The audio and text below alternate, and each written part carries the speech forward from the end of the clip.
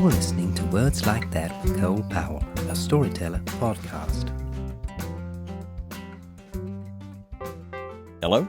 If you're watching this on the Randomine Records YouTube channel and you're a regular viewer, you are probably used to us releasing music reaction videos, and we are going to be doing a little bit of that today, but this is also the first episode of the Words Like That podcast. This is going to be separate from the Randomine Records channel, but since I plan on talking about a lot of music-related topics initially, particularly for this first episode, I decided to film and release this first episode on the Randomine Records channel.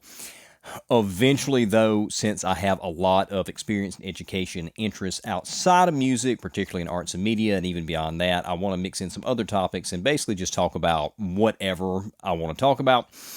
I'm also leaning toward doing primarily audio-only episodes because it's just a lot easier to produce, and I'm limited on time as it is. But I also don't know how often I'm going to release these episodes. I'm shooting for once a month. I figure that's an easy goal to make, and if I can get some more out, that'll be great. I'd love to do once a week, and eventually maybe 5 days a week, but that's where we are here. So if any of that sounds like something you'd be interested in hearing, be sure to subscribe to the audio-only version of this podcast on Apple Music, Spotify, wherever you get your podcasts. Also, since this is the first episode, we'll undoubtedly have some roughness that we'll need to smooth out, just like we did with our reaction videos. For instance, right now, I don't have the setup where I can look at my notes and the camera at the same time, so you'll see me look down at my notes here to make sure I follow along, say everything that I wanted to say. So just bear with us as we get everything smoothed out. And now we're going to jump right in to story number 1, The Beatles Go AI. Part 1, we're going to talk about the Revolver remix, the classic Beatles album Revolver. I want to talk about 3 aspects of this AI Beatles phenomenon. There's 3 different stories here. First, Giles Martin, the son of original Beatles producer and engineer George Martin, remixed the Beatles' Revolver last year. And Revolver was recorded in the early days of stereo, and there were some odd mixing choices, odd by today's standards anyway.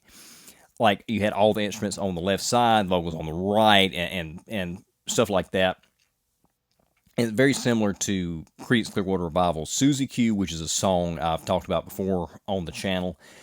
The record was also recorded live, at least the basic tracks were recorded live, with all the guys standing in a circle in proximity to each other. So you had a lot of bleed through on the individual microphones, and that makes it difficult to mix the tracks as you would want them to be mixed, because you would want isolated instruments, isolated vocals, so you could adjust the volumes individually, and you can't really do that. So because of the way it was recorded, it has been impossible to remix it for a little more modern style, a modern audience here. So enter Peter Jackson, the phenomenal director, did the Lord of the Rings trilogy. He released the Get Back Beatles documentary back in 2021, and this was a phenomenal documentary, probably the best Beatles documentary I've seen outside of the 90s anthology series. If you have not checked out Get Back, you've got to go check it out right now if you're a Beatles fan. If you're not familiar with that, basically he went and took all the footage that was shot for the documentary that became the Let It Be documentary and restored the audio and video and released this like 8 or 9 hour 3-part documentary series. It was absolutely incredible. And one of the things that he developed, his team developed for this restoration process, was an AI program that could separate vocals from instruments and even instruments from other instruments. And this was something that had never been able to be achieved before. And there was one particular aspect of the documentary that this was applied to. John and George really didn't like the idea of their conversations being recorded. Even though they had signed up for the documentary and they understood they were going to be recorded, that really wasn't something they were interested in. The documentary was more Paul's idea. Anyway, So whenever conversations were occurring, John and George would strum their guitars to try to drown out and keep the mics from picking up the conversations. And it worked. At the time, whenever the documentary was shot in the late 60s and whenever it was edited, they couldn't do anything with that audio.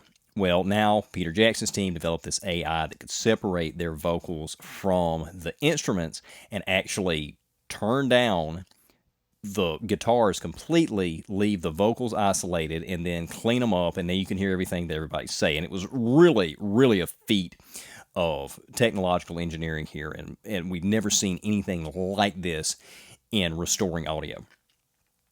So Giles Martin took this AI, and I wish I could get a hold of this AI. I mean, it sounds phenomenal. But Giles Martin took this AI, and he applied it to the Revolver tracks. And the reason he wanted to do this, he said, for future generations, and there's a great article from the BBC. It's titled, "The Beatles Revolver, It's Time Travel, Says Giles Martin." I'll have a link to everything we talk about here in the description of the show. And what I'm going to do, I'm going to play a 10-second snippet from Taxman, the opening track to Revolver, from the original mixes, the 2009 remastered version. It's original mix, remastered, but original mix. And then I'm going to play that same section using Giles Martin's 2022 mix. And if you're not listening to this through headphones, you're probably not going to be able to tell that much of a difference. But if you're listening to this through headphones, you'll be able to tell completely. And I don't know if I'm going to be able to clear all this. I should be able to clear it fine on YouTube since it's just a short clip, and this is 100% fair use because we're only using a very snippet. We're talking about it. We're doing it for educational purposes. But as far as getting this audio on the other audio-only platforms, I'm not sure if I'm going to be able to do it. So if you don't hear anything play on the podcast and I just keep on talking, you'll know it had to get cut. So here we go. First up, this is Taxman Original Mix 2009 Remaster. Let me tell you how it will be. Okay, so that's 10 seconds, and we've got, you could hear if you're listening to this through headphones, all the instruments were on the left.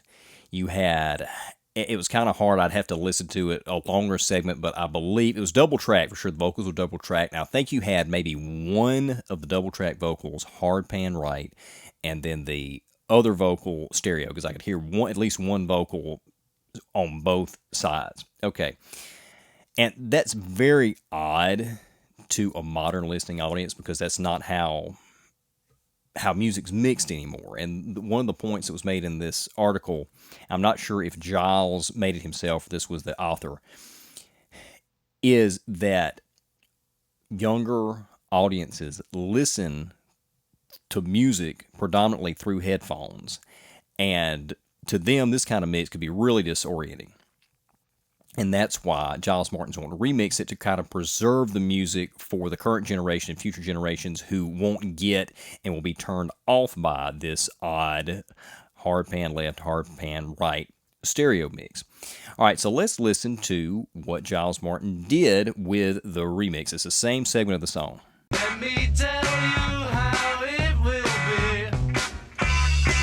All right, so if you're listening to this through headphones, and we were able to play the tracks. Again, I'm not sure if you're actually going to be able to hear this on the audio-only version of the podcast, but you've got the bass centered, you've got the kit centered. I'd have to take a closer listen to the drums. You may even been able to lean some of the drum parts left and right. Again, I need to listen to a longer section of the song here.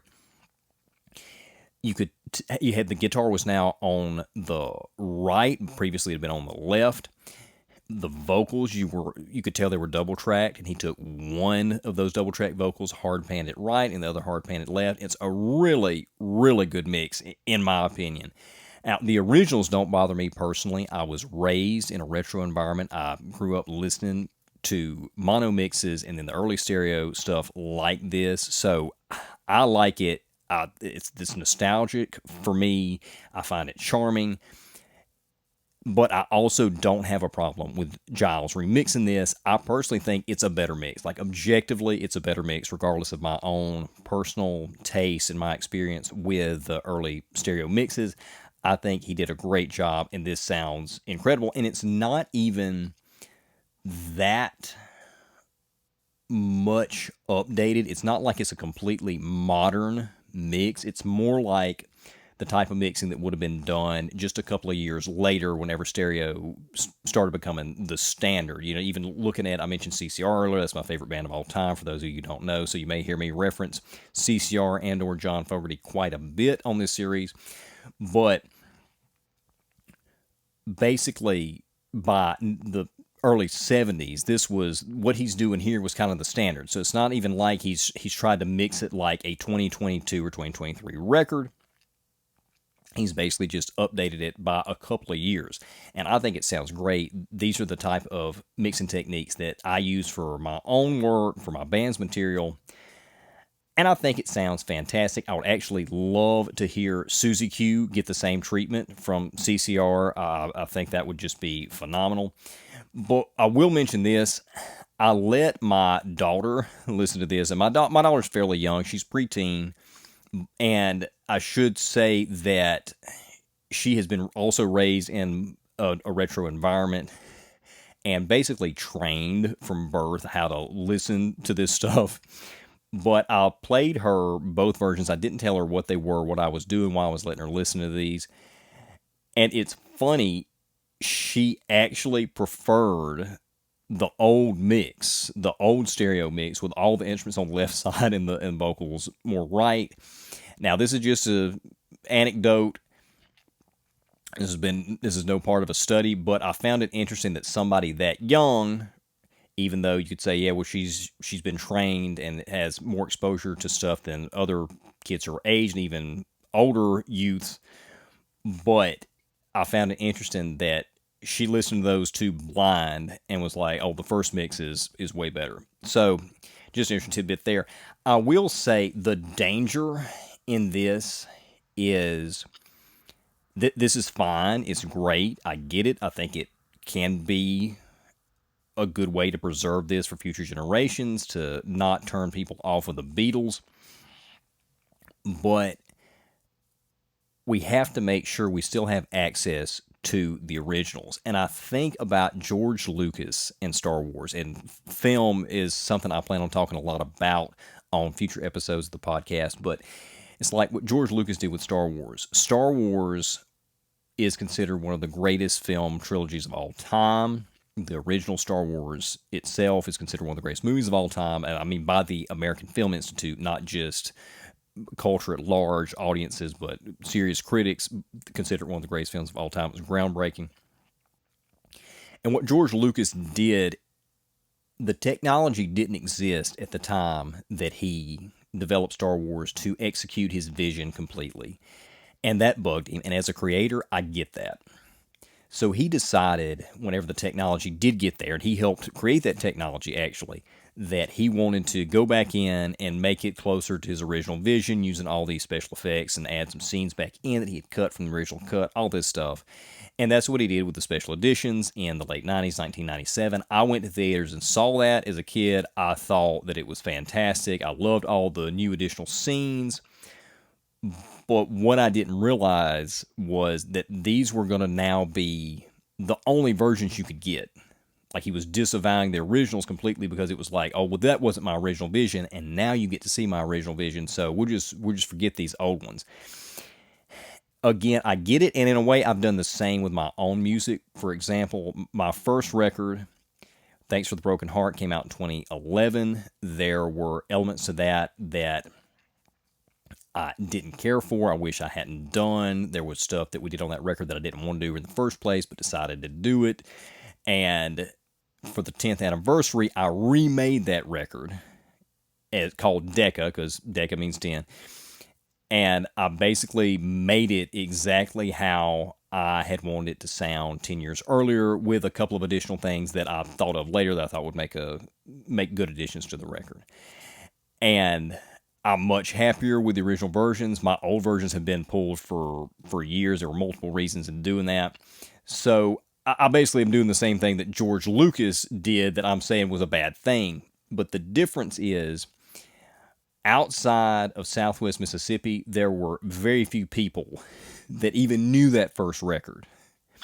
Whereas Star Wars is one of the greatest films of all time, has been seen by countless, I don't know how many people since it came out in 1977. So for cultural significance alone, and for the sheer volume of people who love the original versions, and also for historical reference, the originals have to be preserved. So that's the only danger I see in doing something like Giles Martin did. And right now, it doesn't seem to be an issue. There seems to be no push with trying to get rid of the originals. I don't think Giles Martin wants to do that at all, but I can see the dangers in the originals disappearing when these new mixes supplanting them. And I think that is a danger that could potentially erase part of music history, a great part of music history. All right, so part 2 of this AI Beatles issue here. This came out, I think it was last week or week before. I did not put the date in my notes here, but Paul McCartney revealed that the Beatles were going to be releasing a new song, and it's supposedly going to be their last, and they were going to be using AI John Lennon to finish it out. And if you go, I think this was originally reported in the BBC. That's where I tracked it back to anyway. And the original BBC article was titled, "Sir Paul McCartney says artificial intelligence has enabled a final Beatles song." Okay. This is not the first story I saw on this. I saw the story re-reported by other outlets. And the reporting on this was absolutely terrible. And it made it sound like that Paul McCartney had gone in and created a robot John Lennon vocal take for this new song. And there was a lot of online fan backlash, like this was a cash grab, this was a desecration to John Lennon's memory. I mean, it's vitriol like I have not seen against Paul McCartney ever. And a lot of that had to do with the fact that it was just bad reporting by these other outlets. And some of them also reported they were doing a full new album, and that's not correct. And I think that comes from the term record. The term record was used, if not by Paul, I think by the author of that original article, and they just meant a single song record, because a single song can be a record, and a lot of times record is used to mean full album. So there were some outlets that printed that this was going to be a full album release. It is not. It's one song. And Paul has since come out and responded to this backlash to clarify what, to me, was already clear if it had been reported correctly by these other outlets. And basically, in the 90s, when they did the anthology series, they took 2 unfinished tracks, Free as a Bird and Real Love, and completed them and released them. All right. So there was another song that they tried. It was called Now and Then, and it was a demo of John. John wrote the song. Demo of John playing his piano. It was recorded into a boombox. Terrible recording quality. It was recorded on one single track. Demos are generally not fully produced. They're usually rough. They usually they're not meant to be released. This was no exception. They thought about possibly completing that track and releasing it as part of the anthology series. George didn't want to do it, didn't care for the song. That's what the report is anyway. That's what Paul said. And I don't think it's been confirmed. It had not been last time I looked that Now and Then is indeed the song that they're going to be releasing, but the consensus is this is the song that's going to be released, Now and Then. And all they've done is applied that Peter Jackson AI, the same one that Giles Martin used to remix Revolver, to John Lennon's original demo. Whether it's Now and Then or not, whatever song it is, that's what they've done. They've applied that AI, and they've been able to separate John's vocals from his instrument. And then they've got the full vocal take that they can then clean up and get it sounding really good for a commercial release and mix it in with all the other instrumentation and get a good track. So this is just being used as a new tool to clean up old audio.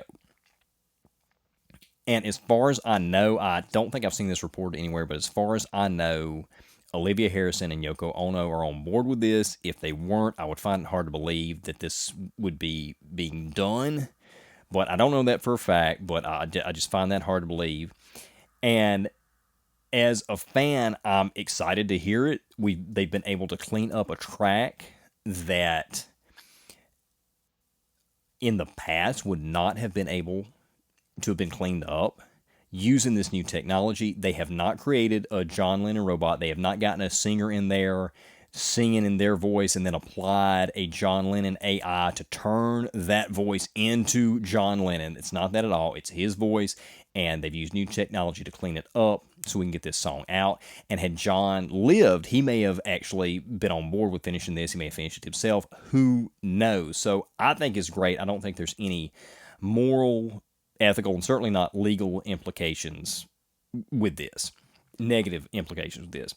But now that brings us to part 3 of this story, and that is Beatles AI Fan Creations.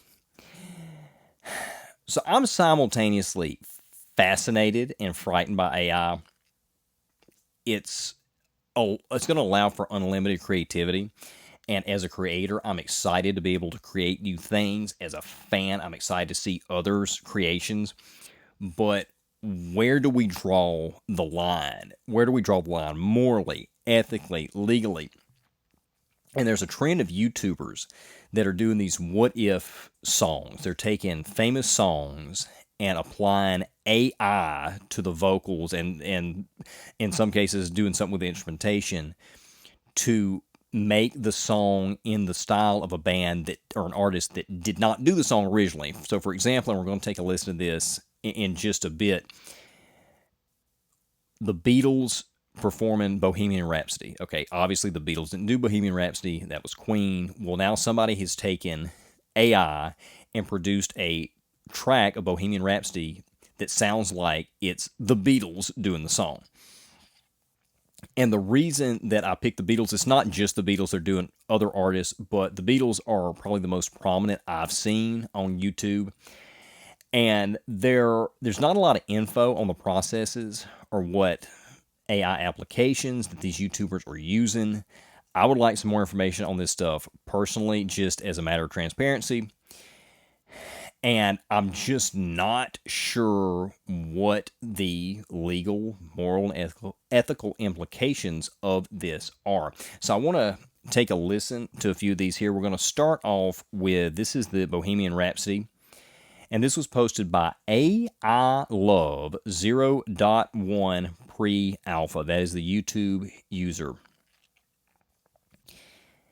And we're going to play, again, about 10 seconds of this. And if we're unable to clear this, you may just go straight into me talking. Is this the real life?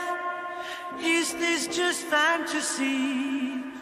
Caught in a landslide. Okay.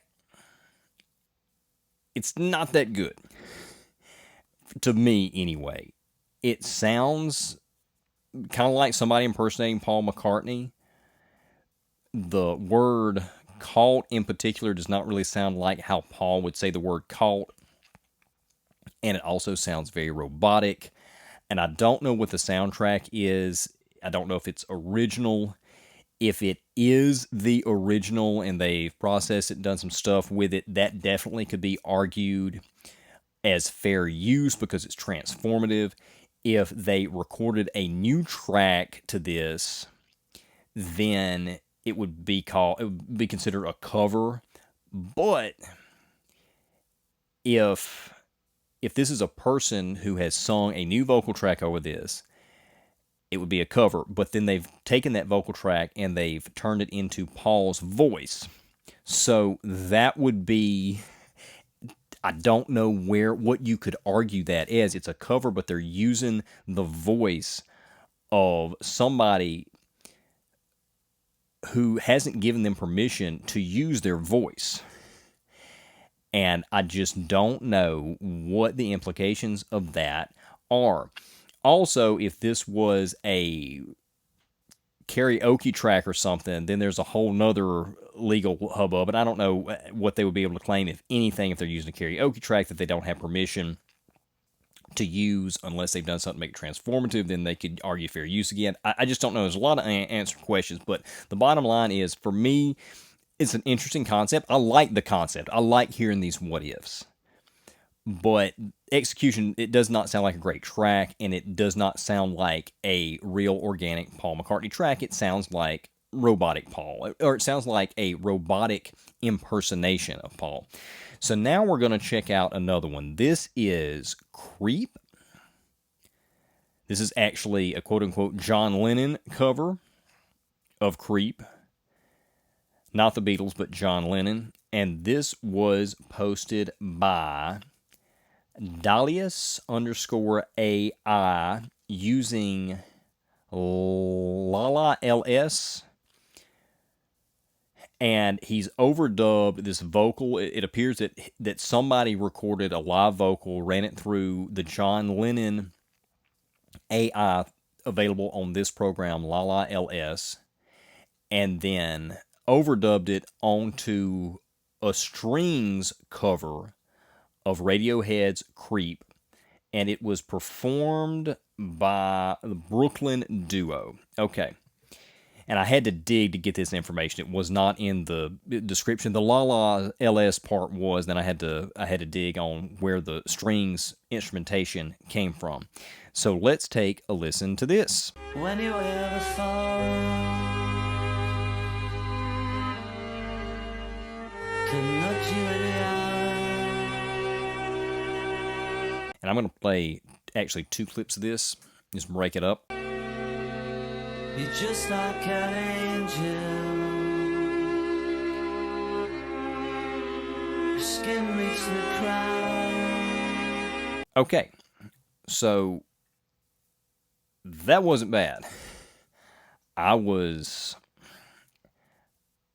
actually shocked and impressed at how good that sounded. To me, other people might listen to that and say, that doesn't sound like anything like John Lennon. I don't know. To me, it was pretty close. Now, the mix was not good. The vocals were mixed too low on that, and the strings were way too hot. But as far as the AI John Lennon, sounded pretty good. It was close. And as close as it was, in 6 months, it might be perfect. And I know that sounds far-fetched, but just 6 months ago, this technology did not exist to this level. Like, you could not emulate a voice this close with AI. So I really dug that. I'm glad I found this orchestral cover of Radiohead's Creep, because it's really, really good and well done. And again, the John Lennon vocal is pretty good. The mix need to be better. His vocals need to come up. But again, legally, what do we do with this? Morally, what do we do with this? I don't know. So I'm going to listen to a couple of more here. These are a couple of Oasis tracks, which Oasis already sounds like the Beatles. They're constantly accused of ripping them off. Personally, I like Oasis because they sound like the Beatles. And yeah, they rip them off. Sure. I still like them because I like that type of music. But this is, the first one's going to be Wonderwall, and this is going to be John Lennon, AI John Lennon, singing Wonderwall. And this was posted by Andrew Peterson, and I have no information on what he used to produce this. So here we go. Today's gonna be the day that they're gonna throw it back to you. By now you should somehow realize what you gotta do. All right, again, that was pretty good. I'm not sure. The mix is completely different here. You could hear the vocals more clearly on this one than you could on the Creep, and it's possible that's why it doesn't sound to me as close to John Lennon as the Creep version, but it's pretty close. And Liam already sounds like John, and he actually thinks he is John. If you haven't seen Sacha Baron Cohen telling the story about him at a party with Liam Gallagher. You need to go check that out. It's hilarious, but language warning. But anyway, yeah, wasn't bad. Again, I don't have any information on how this was done. I don't know whether Andrew Peterson here took Liam's vocals out of the original track, isolated them, ran them through a John processor, and put it back into the original track. Or he's got a karaoke track here and he recorded new vocals himself, or got somebody else to record them and they ran it through the John Lennon processor. I don't know. I just don't know. I do know that the track, at some point, there's some guitar later in the track. I've listened to the whole thing. There's some guitar later in the track that I know it's not from the original track. It's either a karaoke version or a new version made just for this, or an overdub on the original track. But I don't know. I would like some more information on this. And then finally, one more Oasis track here, and this is going to be "Don't Look Back in Anger." And this is going to be George singing. Slip inside the eye of your mind. Don't you know you might find better place to play? Okay. Once again, I thought that was pretty good. I thought that sounded a lot like George Harrison. Again, you could hear this little bit of something off there. And this was posted by Vintage Vibes AI, and they actually did put some information in there. This was a new soundtrack recorded by actual musicians with a real singer, and then running that vocal through some kind of George Harrison AI emulator. So this definitely is a cover. This would definitely fall under the legal definition of a cover. But once again, it's a cover with an emulation, an artificially emulated vocal take of a famous singer's voice. And that gets into, to me, some legally dubious territory. So I'm conflicted on this whole thing. I think that, this is so cool, but it is also so dangerous. It opens up all kinds of dilemmas. So let me know in the comments. If you're listening to this on a platform, you can comment. Let me know in the comments, what do you think about this? What do you think? Legally, what should this be? Morally and ethically, what is this? What is this new AI thing coming up? What should we do with this? What safeguards need to be put in place? Or should it just be a free-for-all? Let me know in the comments, and if you're listening to this on a platform that doesn't allow for comments, you can contact the show through my website. It's colepowell.net/contact, and we don't have a subject line. My old website in the contact form had a subject line. This one doesn't. We're going to try to work on that, but in the top of your message, put words like that, and then space down and put your message there. All right, story number 2.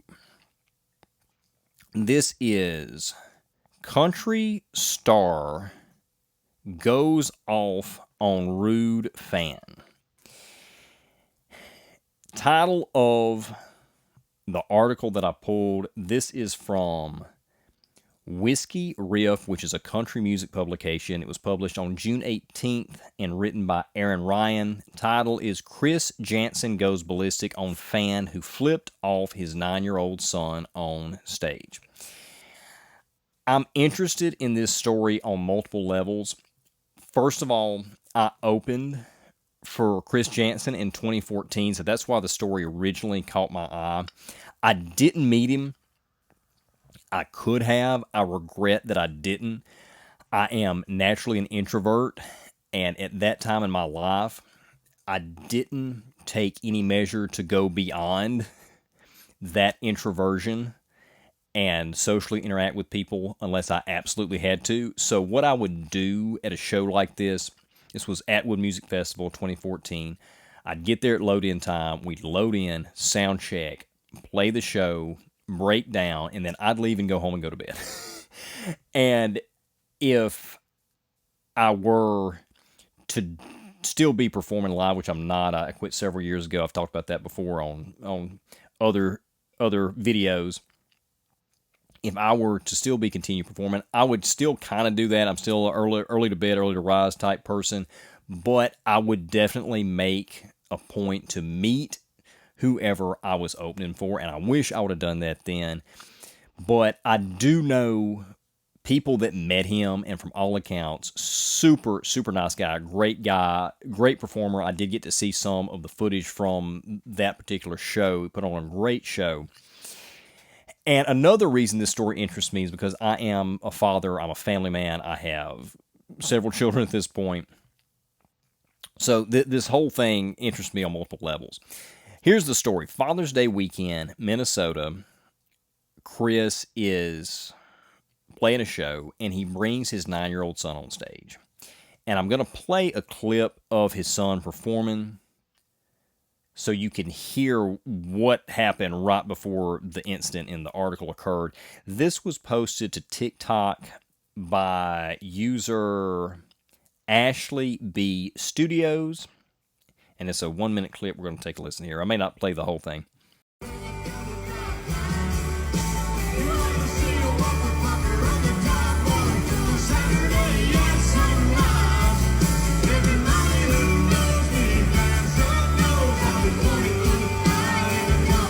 Okay.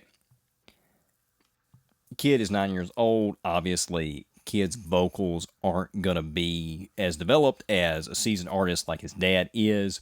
My oldest daughter, I talked about her earlier, she's preteen. She wants to sing really bad. She's been working on her voice, and she's getting better.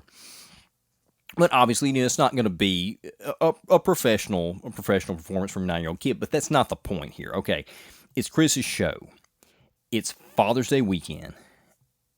Even if it wasn't Father's Day weekend, if he wanted to bring his kid up on stage and get him to sing a song with him, what's the problem with that? Okay, I don't think there's anything wrong with that at all. I think it was totally appropriate. I probably wouldn't have done it myself, but that's because I'm not really big on letting my kids get in the spotlight at this point, because we've seen so many child celebrities get really messed up if they're put in the spotlight too long. So I probably wouldn't have done it, but I don't think overall there was anything wrong with this. I think it was great. And apparently most people there also didn't have a problem with it, but one guy apparently did. And he starts flipping the bird toward the stage, either at Chris or the kid or both. We're going to play Chris's response here, and there seems to be, like, initially he was saying the guy was flipping him off, and he was like, he's flipping my kid off. I don't know. But at some point, Chris shuts down. I don't know how long the guy had been doing this, but Chris shuts down the show and says this, and this is another clip from Ashley B. Studios. Yeah, you flip me off again, and I'm going to whip your myself, and that's the truth. I'm not playing another note until he gets the out of this concert. Excuse my language. Not you, not you, behind you.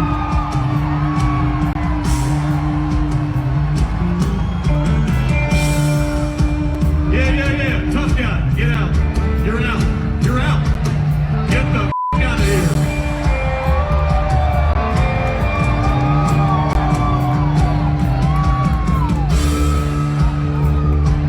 Backwards hat. Get him out of this whole festival. You're gone, baby. You're gone. You.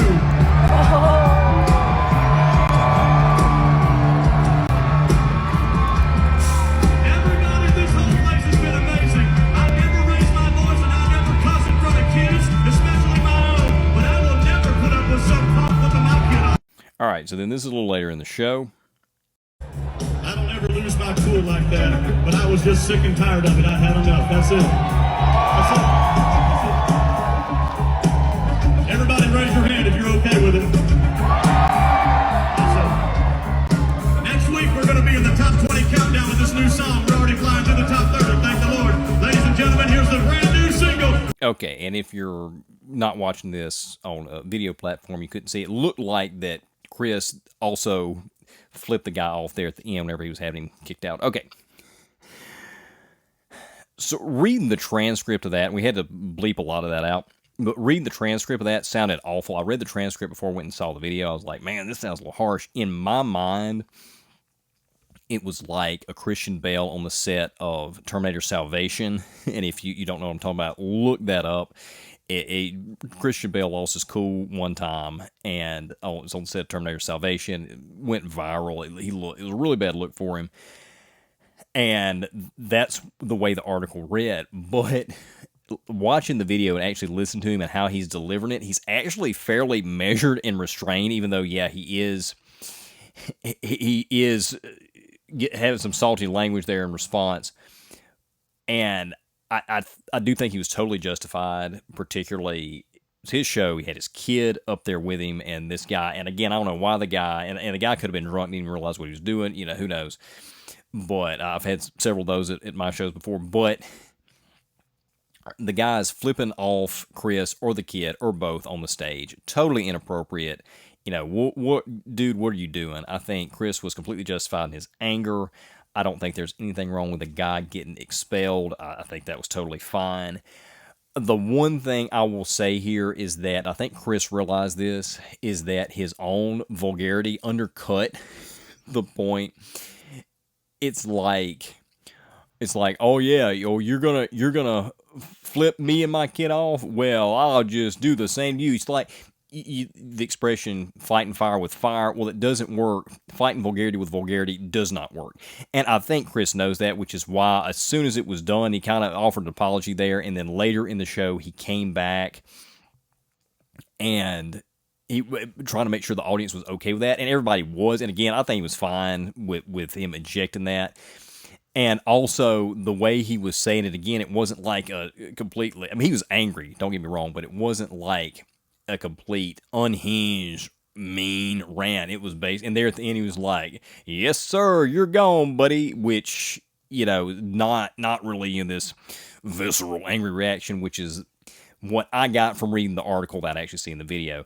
But I don't think this is going to affect his career or anything, and I think most of his fans are going to think he's completely justified. But I do think he will, if something like this happens in the future, I think he'll try to be more mindful in response. And he probably had a talk with his son afterwards about that situation. But anyway, and maybe I shouldn't have commented on this, but it was of interest to me in the fact that I did open for the guy and the fact that I am a father and could see me in this particular situation. It was something I wanted to talk about on the show. All right, so the final story here.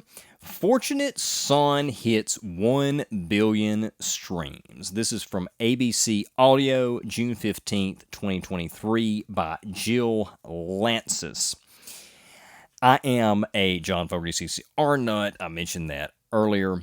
Fortunate Son is one of the greatest rock songs of all time. That's not just me saying that. The experts agree. Fortunate Son, one of the great all-time rock songs.